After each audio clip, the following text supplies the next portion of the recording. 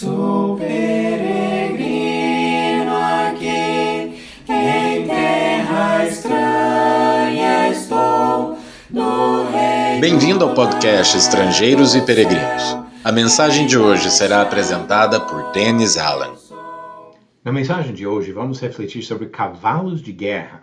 No final do episódio, darei a resposta à pergunta 937 e a nova pergunta do dia.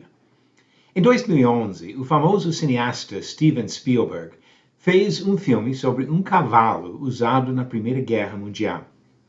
Desde tempos antigos até o século XX, cavalos tinham uma participação fundamental em guerras. Ainda no século XXI, em alguns países, continuam sendo usados em guerras.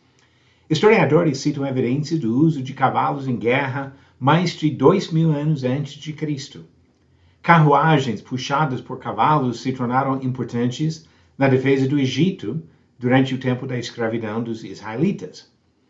A primeira citação de cavalos de guerra na Bíblia foi na derrota do exército do Egito pelo poder de Deus, em Êxodo 14. Esta vitória foi motivo de um cântico conduzido por Moisés, que começou com estas palavras: Cantarei ao Senhor porque triunfou gloriosamente. Lançou no mar o cavalo e o seu cavaleiro. O Senhor é minha força e o meu cântico. Ele me foi por salvação. Este é o meu Deus. Portanto, eu o louvarei. Ele é o Deus de meu Pai, por isso o exaltarei. Êxodo capítulo 15, os primeiros 2 versículos. A partir desse dia, um dos desafios para a nação de Israel foi uma questão de fé. Poderiam confiar na força militar representada pelos cavalos ou confiar no Deus que derrubou os cavalos. Deus proibiu, em Deuteronômio capítulo 17, que os reis de Israel confiassem nos cavalos que os egípcios exportavam. O povo que confiava em Deus não teria motivo de temer os cavalos e os exércitos. Diz Deuteronômio 20, versículo 1, Quando saíres a peleja contra os teus inimigos, e vires cavalos e carros, e povo maior em número do que tu, não os temerás, pois o Senhor teu Deus, que te fez sair da terra do Egito, está contigo. É uma das principais batalhas da conquista de Canaã. Deus cumpriu sua palavra, e o exército de Josué venceu um exército equipado com muitos cavalos e carros. Isso em Josué capítulo 11. Mas o rei Salomão não demonstrou a devida confiança no Senhor. Ele fez alianças com povos que não respeitavam a Deus, adotou práticas idólatras e acumulou 40.000 cavalos de guerra. Durante séculos, Deus chamou seu povo para abandonar os ídolos e abandonar sua confiança na força militar. Isaías pregou sobre isso mais de 200 anos depois do reinado de Salomão, quando disse em Isaías capítulo 31, Ai dos que descem ao Egito em busca de socorro, e se estribam em cavalos, que confiam em carros, porque são muitos, e em cavaleiros, porque são muito fortes, mas não atentam para o Santo de Israel, nem buscam ao Senhor. Pois os egípcios são homens, e não deuses. Os seus cavalos, carne, e não espírito. Quando o Senhor estender a mão, cairão por terra tanto o auxiliador como o ajudado, e ambos, juntamente, serão consumidos.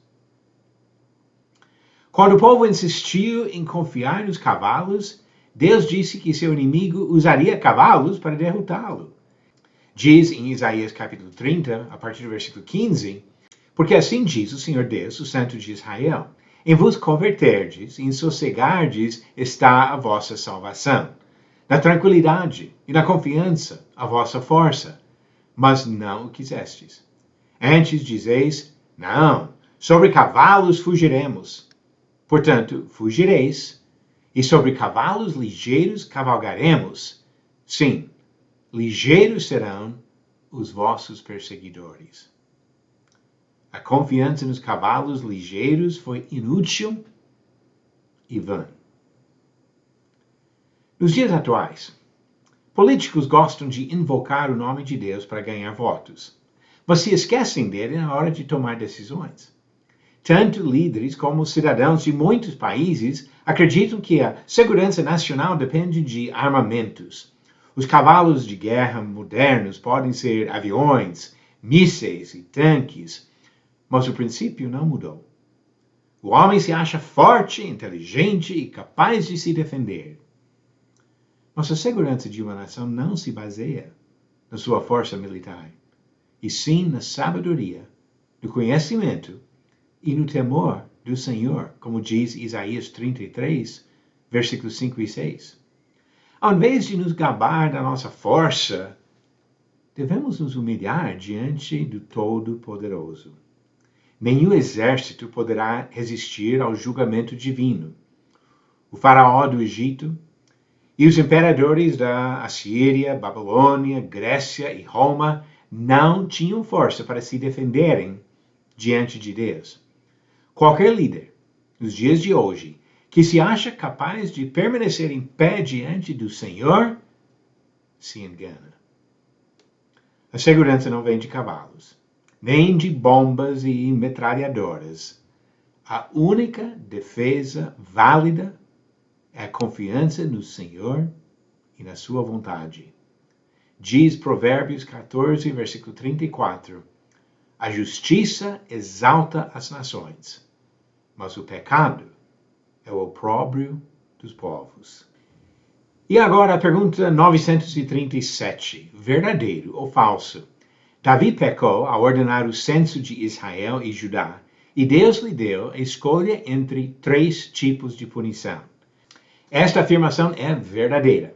Esse erro de Davi e sua escolha entre 3 castigos é registrado em 2 Samuel, capítulo 24, e 1 Crônicas, capítulo 21.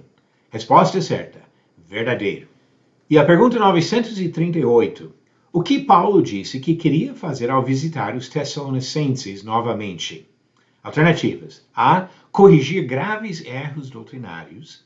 B. Suprir o que ainda faltava à fé deles. C. Celebrar uma grande festa de aniversário da igreja. Ou D. Arrecadar fundos para suas próximas viagens missionárias. A resposta no final do próximo episódio de Estrangeiros e Peregrinos.